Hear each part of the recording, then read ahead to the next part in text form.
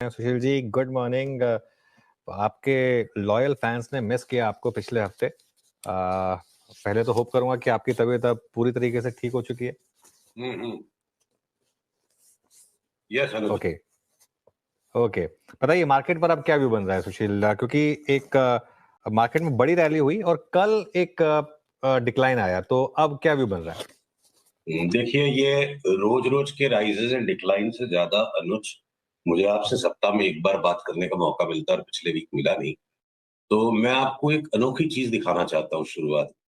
आपको पिछली बार भी मैक्रो पे बात करके मजा आया था। तो देखिए, कुछ होता है ना, हम अपनी इंद्रियों में से कुछ चार्ट्स को हम देखते हैं, न्यूज को सुनते हैं, और एक कुछ होता है कि जो एक ट्रेडर का इंट्यूशन होता है, जिसे मैं कहता हूँ ना, मेरी चार्ट में से मुझे महक आती है वो एक खास। तो ये महक जब आई थी आखिरी बार 2008 में, तो पूरे संसार के मार्केट्स का सत्यानाश हो गया था।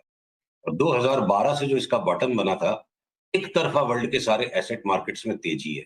और ये 1998-99 में भी हुआ था। ये क्या है, क्या चीज की चार्ट है? ये यूरो वर्सेस जापानीज येन की चार्ट है। अब इसका लॉजिक बताता हूँ ऐसा क्यों होता है। जितनी भी करेंसीज है वर्ल्ड में, डॉलर के बाद सबसे बड़ा stock of physical currency, issued currency है यूरो।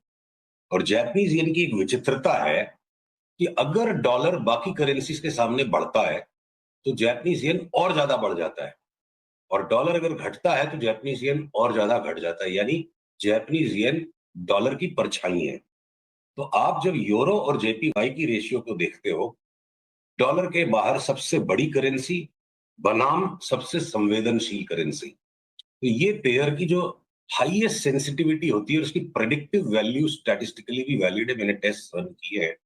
जब जब ग्लोबल एसेट्स मार्केट में एक तरफा 5-7 साल का ट्रेंड या साल 2 साल का बड़ा कोई भीषण करेक्शन आने वाला होता है, ये सबसे पहले बॉटम या टॉप हो जाती है। तो यूरो जेपीवाई का ये जो पैटर्न, जो टॉप आउट होके जो स्लैश आया मई में, और अब एक माइनर जो रीबाउंड आ रही है, इस लाइन तक भी जा नहीं पा रहा है। तो इसलिए देखिए, या तो मैंने जो इतने साल में सीखा मैं सब कुछ भूल जाऊं, भूल नहीं पा रहा हूं, तो मैं सारे लार्ज कैप्स पे इसीलिए हमेशा अल्ट्रा कॉशियस होकर चलूंगा। अब मैं उनसे अगर उतर के हमारे नॉर्मल स्टॉक की चार्ट रीडिंग की बात पे आता हूं अनुज, और ये सारे पैटर्न्स, ये जो यूरो जेपीवाई वाला पैटर्न वर्ल्ड की हर एक इक्विटी इंडाइसेस को इम्पैक्ट कर रहा है, जिसको मैं इग्नोर नहीं कर सकता। तो फिर मैंने डिटेल में जाके देखा, अगर मैं लार्ज कैप्स को कछुए कछुए मान लेता हूं, और ये स्मॉलर मिड कैप्स को हम खरगोश मान लेते हैं, तो कछुए और खरगोश की कहानी हमेशा होती है बाजार में। कछुए अपनी मंथर गति से चल चल के सारे इकट्ठा हो गए, सब अपने फाइनल पड़ाव तक पहुंच गए। खरगोश बीच में थोड़े घमंडी हो गए थे, अब उन्होंने जोर से वापस ब्रेकआउट दे दिया। तो दुनिया भर के 60-70-80 स्टॉक्स में लास्ट 10 दिन में हमारे नए बाई कॉल्स आए, उन पे भी हम आएंगे। और अनुज, लार्ज कैप्स में बड़ी सीरियस चेतावनी के पैटर्न्स बने हुए हैं, और दोनों स्पेसेस को, मिड और स्मॉल कैप्स को अलग तराजू में देखना होगा, लार्ज कैप्स को अलग में देखना होगा। खाली इंडेक्स को देख के चलने पे आदमी कभी वापस चपेट में आए। ओके, अच्छा, सिंस आपने बात कर ली थोड़ी मैक्रो की और ग्लोबल मैक्रो की बात कर ली, थोड़ा उसी को और एक्सटेंड करते हैं, स्टॉक्स के बाद उसके बाद कर लेंगे। चाइना में जो हुआ, वो उसको कैसे देख रहे हैं आप? और एक जो रिस्क बन रहा है कि अब चाइनीज मार्केट यहां से बहुत बड़ी आउट परफॉर्मेंस दिखा सकती है, क्या वो टाइन कर रही है आपके इस व्यू से कि लार्ज कैप में करेक्शन आ सकती है? देखिए, ये बात अपनी बहुत स्पष्ट शब्दों में हुई भी थी कि bull is going into the China shop. एक मैंने सरकास्टिक तरीके से आपको कहा भी था कि bull is going into the China shop. आवरा है ना, जब साढ़े मर्तबानों की दुकान में घुसता है तो सब कुछ सारे संसार में तोड़फोड़ मचवा देता है। तो वो घटना यहाँ जो हो रही है, शंघाई कॉम्पोजिट की मैं चार्ट आपके सामने खोलता हूँ। ये देखिए, हमने पहले इसको से डिस्कस हुआ था 15 दिन पहले कि एक तरफा चाइना में तेजी आएगी, और शायद हमने और भी किसी चैनल पर इसके बारे में बात करने का मौका मिला। तो चाइना की एक तरफा तेजी अब जो आ रही है, 2020 का भी क्रैश आने के पहले चाइना एक तरफ उछला, और वो क्रैश चलता गया तो चाइना उछलता चला गया। उसके पहले 2008 में भी हुआ। तो समवेयर चाइना में ना सस्टेनेबल तेजी नहीं बनती है। जो बड़ी आउट परफॉर्मेंस तेजी होनी थी वो 20 साल पहले हो गई। तो चाइना ग्लोबल इन्वेस्टर्स के लिए एक विवशता का बाजार है कि और कहीं नहीं मौका मिल रहा है, तो हम चलो चाइना में जाके इन्वेस्ट कर देते हैं। और वो जो, ये देखो, अब आ जाएगी ये चार्ट मेरी स्क्रीन पर। हाँ, पीसीआर अगर इस चार्ट को दिखा पा रहे हैं, तो जो चाइना में 2 वीक में जो बवाल आ गया, और हमने यहाँ से भी एक बार प्रेडिक्शन निकाला था मार्च में कि चाइना में उछाल आएगा और फाइनल सेकंड बॉटम यहाँ निकाला था। मेरा अनुमान है 4000 तक तो ये बिना किसी हेजिटेशन के 4200-4300 तक तो जा रहा है। 3300 वाला भी अगर 4200-4300 जा रहा है तो चाइना पैसा खींच रहा है, अंदर एक जस्टिफिकेशन है, पर डेस्परेशन में भी फंड्स को कहीं पैसा डालना है। चाइना ठीक है अंडर वैल्यूड दिखता है, पर वहां भरोसा और विश्वास नहीं है लॉन्ग टर्म का या सस्टेनेबल इन्वेस्टमेंट स्टोरी बने। और अगर ये चार्ट मैं दिखा पा रहा हूँ स्क्रीन पे, लॉन्ग टर्म की चार्ट है। 2008 का ये जो पीक आया था सितंबर 2007 में, संसार क्रैश हो गया। उसके बाद 2015 के बाद भी 16-17 सीवियर अंडर परफॉर्मेंस था। एक बार वापस ये पीक आ रहा है, तो मुझे लगता है कि 4000-4200 तक का जब तक पीक आएगा, बाकी वर्ल्ड के इक्विटी मार्केट्स में मोटा करेक्शन बन सकता है। इकोनॉमिक थ्योरी कोई इसकी प्रॉपर जस्टिफिकेशन वाली नहीं है, और वही बोलते हैं सारे महक इंडिकेटर, ट्रेडर्स की जो इंस्टिंक्ट होती है। चाइना पास्ट में जब जब इस तरह आउट परफॉर्मेंस दिया, संसार का भट्टा बैठा है, तो चाइना की चार्ट से वापस वही महक आ रही है। भैया बाकी सारे इक्विटी मार्केट सावधान हो। Bull in the China shop indicator कहेंगे इसको। जी नमस्कार। ओके, आपने यहाँ पे ग्लोबल मार्केट्स की बात करी, स्पेशली चाइनीज मार्केट की प्लेसमेंट को समझाया।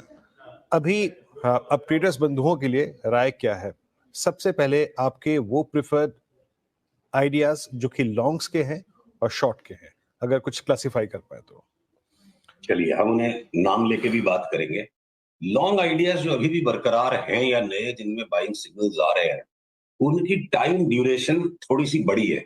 कम से कम 3 महीने के आगे के पीरियड का व्यू लेके चल रहे हैं, तो उसमें हम फ्लक्चुएशन को हैंडल कर सकते हैं।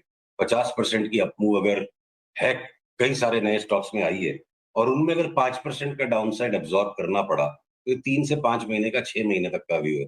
और जो लार्ज कैप्स के अंदर में जहां पे बिकवाली के संकेत आने लग गए हैं, या जिनको हम अब बिल्कुल तैयार है कि जब सिग्नल आएंगे शॉर्ट सेल करेंगे, वो much more shorter time horizon के।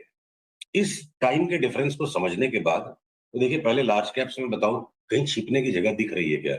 जो एफएमसीजी में हमने खूंखार तेजी करी, ए टू जेड स्टॉक्स में अब हम सेल सिग्नल के लिए वेट कर रहे हैं। मेरे को हिंदुस्तान लीवर में शॉर्ट सेल सिग्नल का मौका आ गया तो शॉर्ट सेल करने में कोई हेजिटेशन नहीं होगी।